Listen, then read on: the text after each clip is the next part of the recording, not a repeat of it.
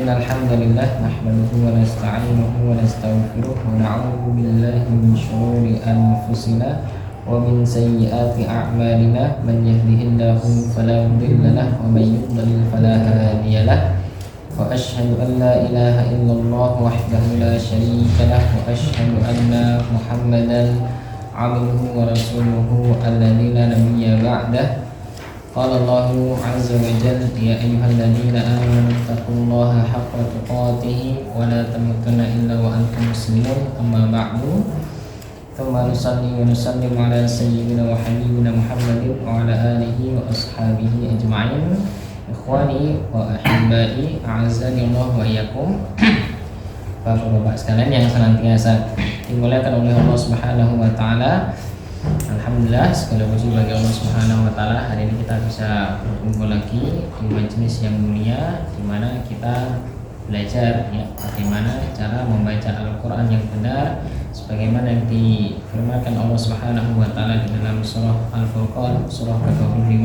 Allah Subhanahu wa taala mengatakan warattalnahu tartila, atau di surah yang lain surah Al-Muzammil surah ke-73 Allah Subhanahu wa taala mengatakan warattilil Qur'ana tartila, yakni bacalah Al-Qur'an itu dengan tartil ya. Dalam sebuah kitab ya judulnya Tuhfatul Qari fi Tajwidil Kalamil Bari karya karangan ya Syekh Mutiullah Ghulam rahimahullah taala, beliau menjelaskan ya membawakan athar dari sahabat yang mulia yakni Ali bin Abi Thalib radhiyallahu taala anhu. Beliau ditanya makna warattilil Qur'ana tartila, makna kata beliau tajwidul huruf wa ma'rifatul wuquf, yakni maknanya adalah kita memperbagus huruf-hurufnya dan juga kita tahu mana tempat berhenti dalam membaca Al-Qur'an.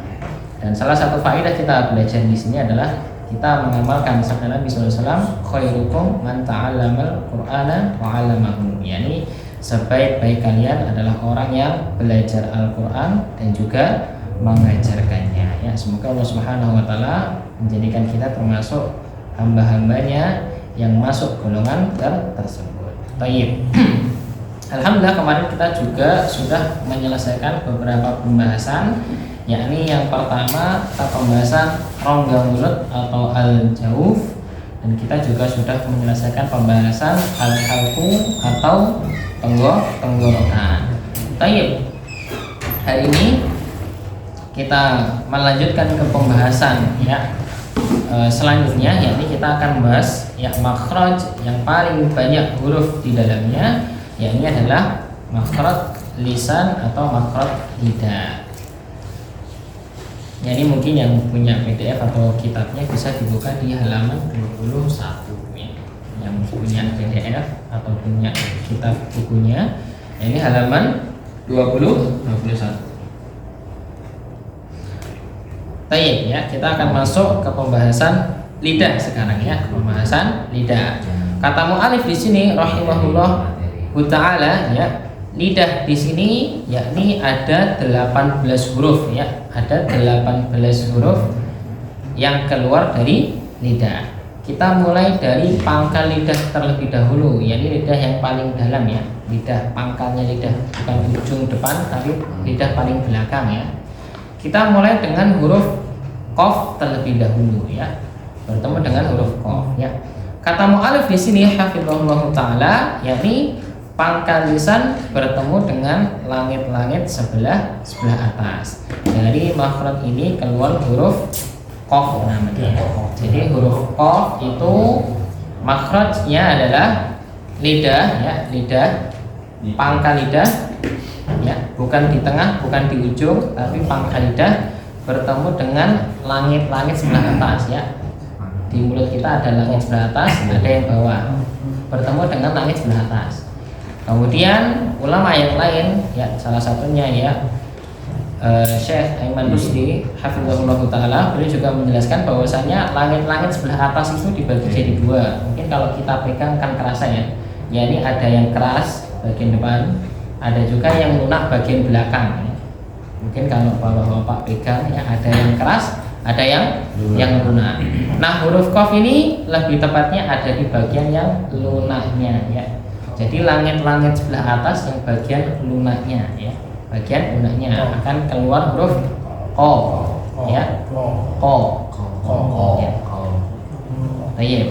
Seluruh huruf hijaiyah hanya sekedar disentuh saja ya, jangan terlalu ditekan. Ko, mustaqim itu ada ya, beberapa ya kaum muslimin membaca mustaqim seperti itu ya. Ihdinas siratal mustaqim, mustaqim. Tidak perlu ya, sekedarnya. Yang penting hurufnya keluar betul sudah cukup. Ko, ya. Ko. Baik, akan kita baca Bapak sekalian sebagaimana kita sampaikan kemarin. Anak baca, kemudian antum tirukan ya. Ko, ko, ko, ko, ti, ku, ku, sekarang disukun elko, elko. Baik, jadi huruf qaf ini kalau disukun dia bukan ake tapi ditebalkan ya. Elko, disukun elko. Ya, jadi jangan sampai kita baca miring ake, bukan ake ya. Walaupun dia apa namanya? Falaqah, bukan falaqo, elko. Dirasakan ya, pangkal lidah nyentuh langit sebelah atas yang bagian lunaknya ya. Elko. Sekali lagi, elko, iko, uko. Sekarang kita tasdid elko, iki, uku, elko, iki, uku. Baik, jangan sampai masuk hidung ya. Bukan elko. Lagi elko, iki, uku. Sekali lagi elko, iki, uku. Baik, coba rombongan bagian utara terlebih dahulu dari Pak Pri sampai Pak Praprom ya. Monggo. O,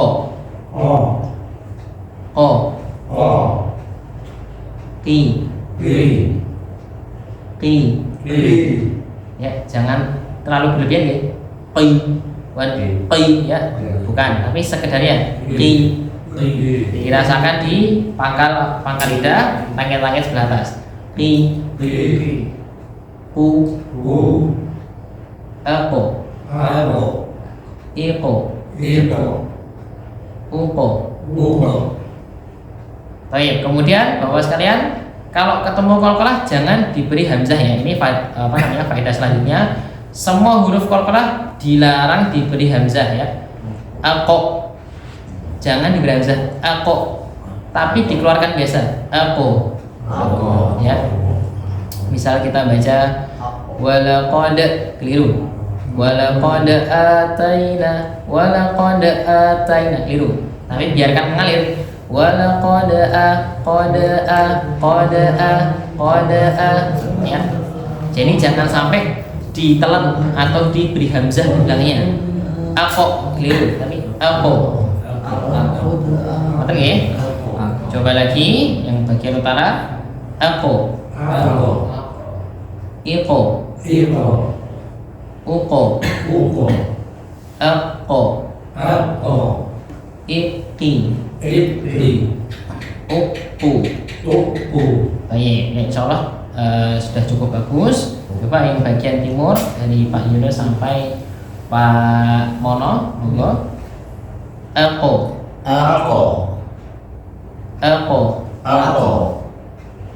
iko, uko. Masih ada ukonya tadi, masih keluar. Nanti warna udah pergi. iko. Ya, ditebalkan. Iko. Iko. Dan jangan sampai bibirnya monyong ya. Sebagian tadi ada yang monyong. Iko. Bukan ya. Mangapnya sama seperti huruf lain. A. Ko. O. Ya sama. Tebal tipis mangapnya sama. Tidak boleh monyong ya. Yang monyong hanya huruf waw saja ya. Eko. Iko. Uko. Eko. Iki. Uku. Baik, sudah bagus nih Pak Mono dan kawan-kawan. Kemudian selanjutnya Mas Bayu sampai Pak Singgih, monggo. Eko.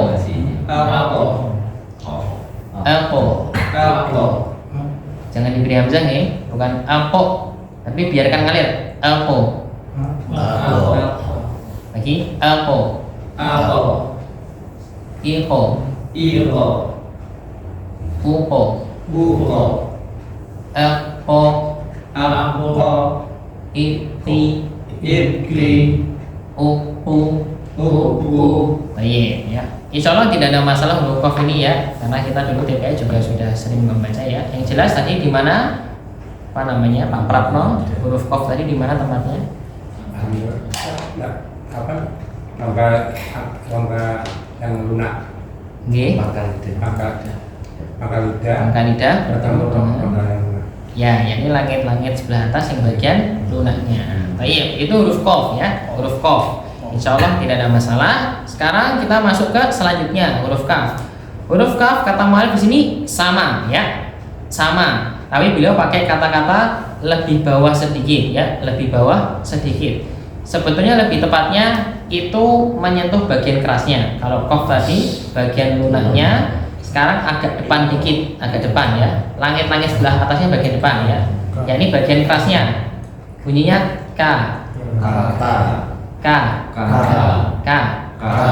Baik. Kemudian kaf ini Bapak-bapak sekalian, dia punya sifat unik ya, sifat khusus atau sifat unik namanya hames. Hames itu kalau seandainya disukun sebagaimana kita sampaikan kemarin, ada udara yang ngalir ya. Jadi bukan sekedar ak saja, tapi waktu selesai ditempel ke makrotnya, dilepas ada udara ngalir.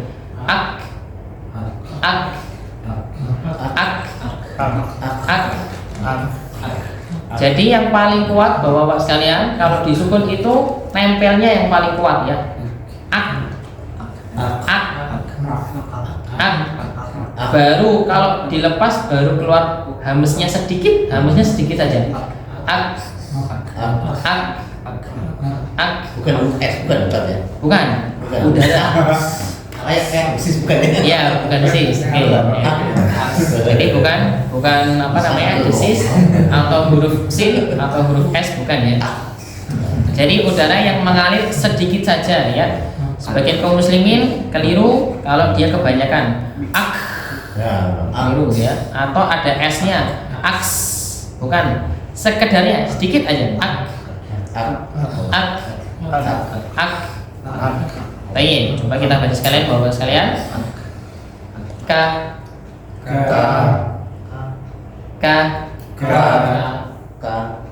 Ki ku ak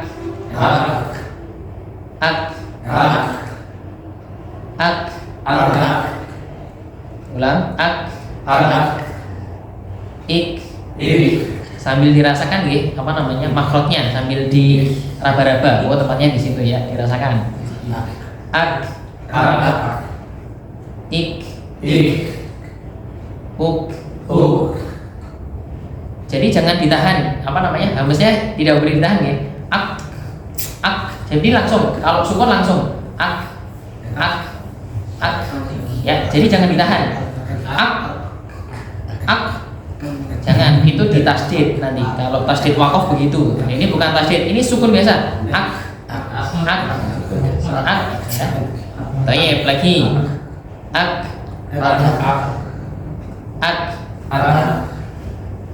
Ik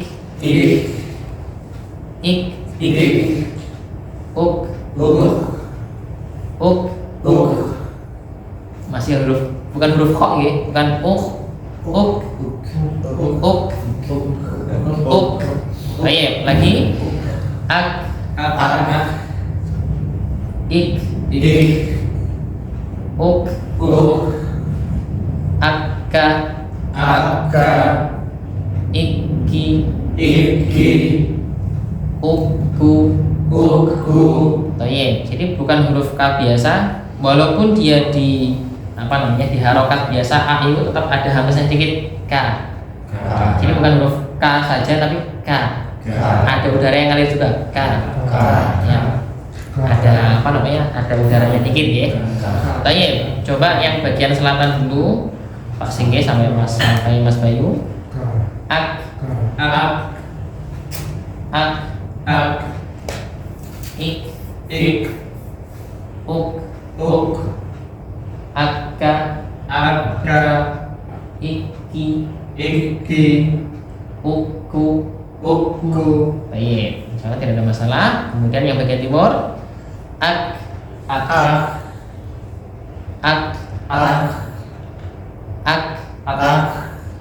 jangan terlalu banyak ya, ak. Itu Kebanyakan. Nah itu dia. Hamzah kebanyakan ya, hamzah kebanyakan. Sedikit saja. Ak, ik, uk, akka, iki, ukku. Baik. Selanjutnya sebelah utara, ak, ik, uk, akka, iki, ukku. Baik, insya Allah tidak ada masalah ya. Jadi huruf kof dan huruf kaf seperti itu. Kalau huruf kof tadi di mana Pak Sigi? Kof yang tadi tempat makhrajnya. Ujung pangkal dengan mengambil yang Pangkal lidah bertemu mengambil yang lembut. langit-langit sebelah atas yang bagian lunaknya. Gitu. Iya. Kalau huruf kaf tadi Pak Arif tempatnya di mana? Pangkal lidah yang keras. Ya. Pangkal lidah bertemu langit-langit sebelah atas bagian kerasnya. Iya, insyaallah tidak ada masalah nih. Nah, sekarang kita masuk ke yang C sekarang. Satu grup ini ya, Bapak-bapak sekalian. Nah, ini satu grup. Yakni tempatnya di pertengahan lidah ya. Sekarang dibayangkan lidah di bagian tengahnya. Di bagian tengahnya. Di sini keluar 3 huruf. Ja, sya, ya. Hati-hati, mangapnya sama nih, terutama huruf shin. Ya, huruf shin tidak boleh bibirnya ikut-ikutan. Syah, nggak boleh ya. Nggak boleh ya. Asyhadu alla, keliru ya. Keliru. Ja, syah. Mangapnya sama, dirasakan di tengah lidah. Tengah lidah cuma ngangkat aja, ya. Dia cuma ngangkat aja. Ja, syah. Ya. Baik, ya. Kalau jim ini kebanyakan kaum muslimin terutama di Jawa sebagaimana kita sampaikan kemarin, medoknya harus dihilangkan ya. Ja, nggak boleh. Keliru ya. Ja. Kalau dulu ya, kalau anak dulu yang paling sulit huruf dal ya. Kalau anak dulu paling sulit, paling sering ulang-ulang ya sama ustaznya dulu huruf dal ya. Huruf dal. Karena dulu anak Jawa Tulen jadi dalnya medok ya. Dal ya. Ihdi, bukan ihdi ya. Jangan sampai medok ya. Di bukan di ya. Nanti akan kita bahas di huruf dal. Tapi jim juga sama ya. Jim tidak boleh medok. Jalan nggak boleh ya. Ya, sekedarnya angkat saja. Shin juga sama. Sya. Hati-hati direm bibirnya ya. Mungkin dulu yang belajar pakai ban kempes nggak boleh ya. Biasa sya.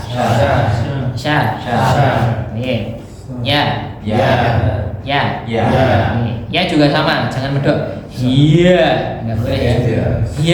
Iya, nggak boleh, itu ada haknya ya. Ringan ya. Baik, kita mulai dari jim dulu mas kalian. Ja, Ji. Ju. Aj. Nah, baru ini yang tipis. Kalau tadi kof tebal, ko sekarang tipis. Aj. Sekedarnya, cuma angkat aja. Jangan kita lakukan aj, bukan aj. Aja. Ije. Uje. Aja. Iji. Uju. Baik, insya Allah jim nggak ada masalah. Nah, sekarang baru shin ini ya. Mungkin nanti akan kita cek satu-satu ya. Shin dulu ya. Untuk jim tidak ada masalah. Sekarang shin. Kita baca sya. Nah, hati-hati masih ada ya. Kirim ya, kirim dulunya. Nah, hati-hati ya. Sya. Shi. Shu. Ash. Angin, yang keluar angin. Ash. Ish. Ush. Asya.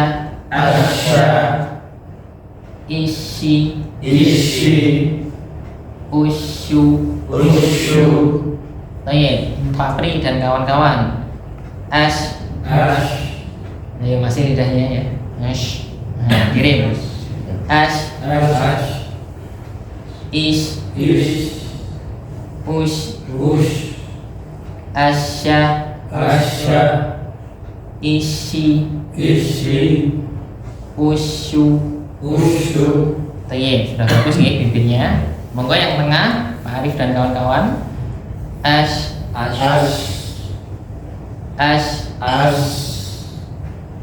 Jangan desis nggih Bapak sekalian. Ada yang desis tadi, bukan as. Kalau as desis, bukan desis, tapi angin. Ya, yang keluar angin. Ash. Dirasakan di tengah lidah. Ash. Ish. Ush. Asya. Ishi.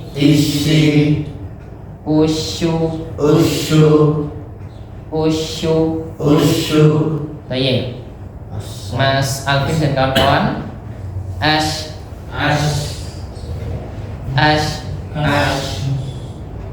Ish.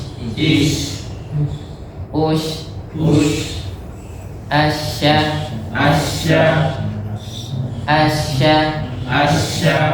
Hati-hati di tengah lidah, bukan di ujung. Asya. Ishi. Ushu. Baik ya. Untuk huruf shin tidak ada masalah ya. Ada hurufnya, insya Allah tidak ada masalah juga ya. Biasa ya. Ay, ya, iyu, ayya, ayyi, uyu ya, sama saja. Mungkin sampai sini ada pertanyaan dulu sebelum kita lanjut ke huruf yang selanjutnya. Mungkin ada pertanyaan, monggo. Mengenai kof, kaf, jim, shin dan huruf ya. Mungkin ada pertanyaan. Bisa berkos sama kaf ini nggak bisa merasakan lidahnya untuk musim, nggak bisa merasakan lidah sama yang keras yang mana yang lunak. Oke. Kalau aku kayaknya masih nggak nyentuh.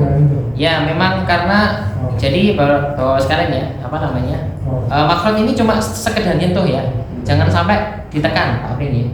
Kalau bunyinya sudah betul berarti sudah betul ya.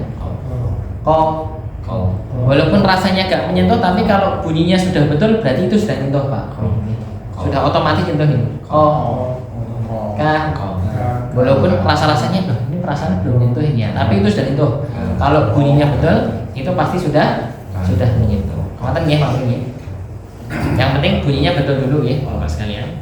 Itu bagian langit-langit atas tadi yang lunak, keras dulu yang lunak Yang lunak huruf kof, yang kaf agak depan yang bagian kerasnya. Mungkin bisa dirasakan ya, dipencet apa namanya, disentuh ya.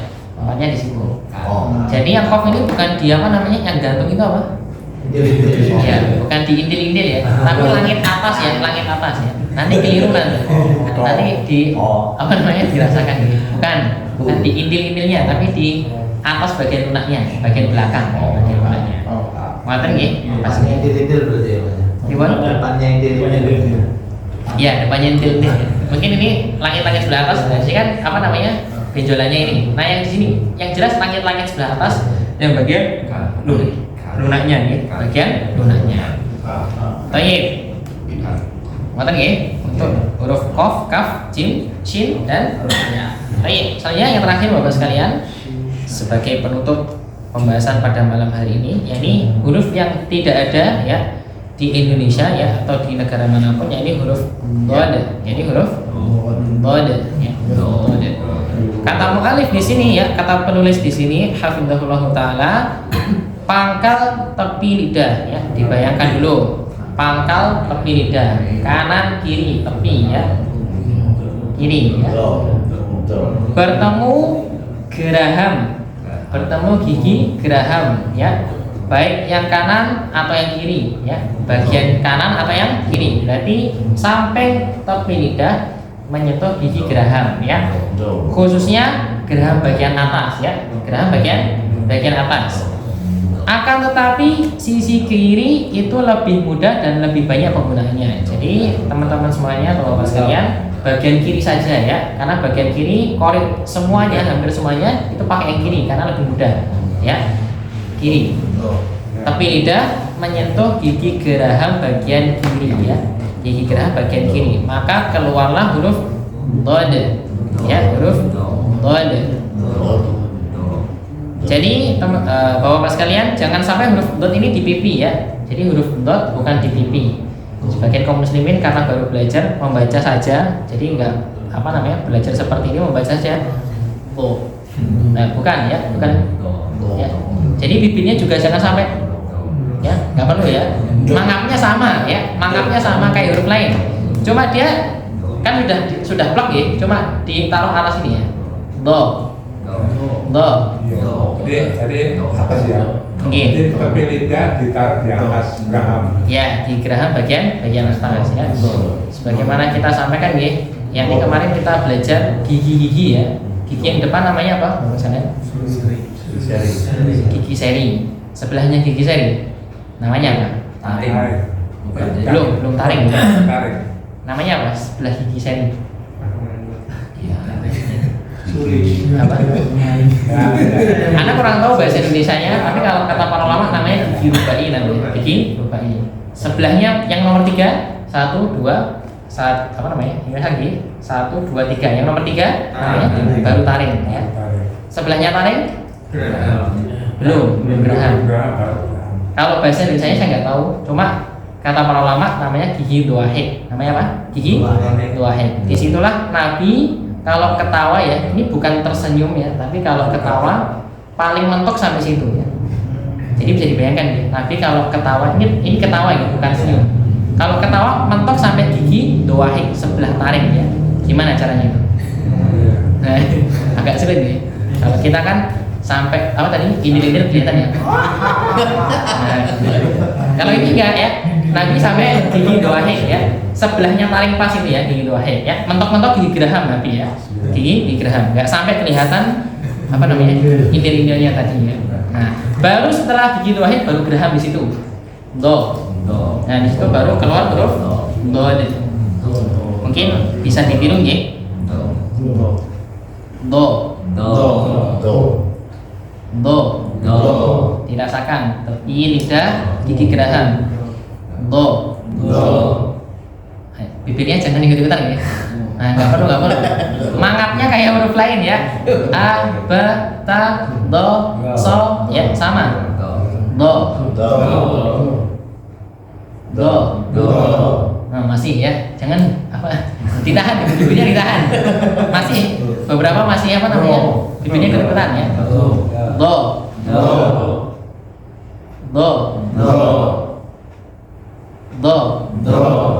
Oh, Pak Prapno masih do. Di. Masih ada ya. Di, du, do, di, du. Dirasakan ya, dirasakan. Sekarang sukun. Nah, ini yang agak sulit sukun ya. Kata para ulama, huruf dot ini punya sifat istitolah namanya. Namanya apa tadi? Istitolah. Istitolah itu maknanya memanjang. Jadi kalau disukun itu seolah-olah ada suara memanjang dari pangkal ke ujung.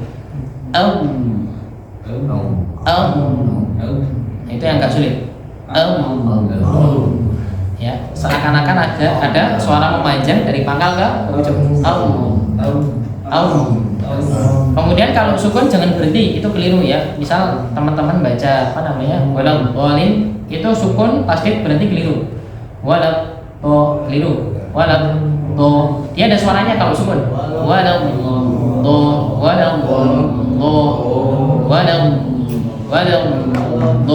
ya. Jadi sebagian kaum muslimin keliru kalau huruf dot ini disukun maupun ditasdid berhenti suaranya keliru ya. Berhenti suaranya itu keliru. Walau to keliru. Sebagaimana huruf ain juga sama. Ain sukun atau tasdid antum berhenti suaranya keliru ya. Misal fadzalikal ladzi yad'ul keliru. Harus ada suaranya. Yad'ul ya. Atau sukun biasa.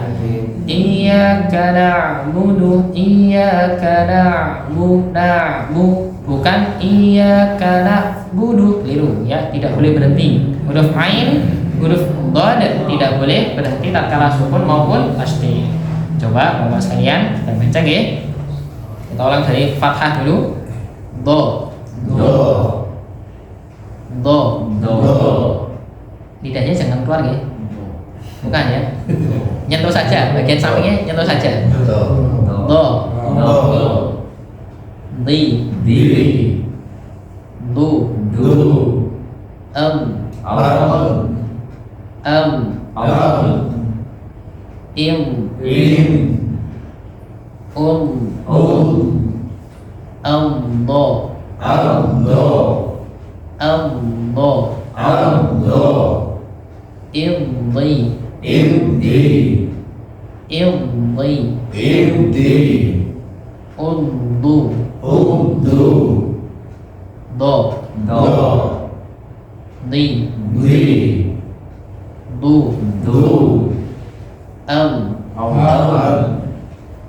Im.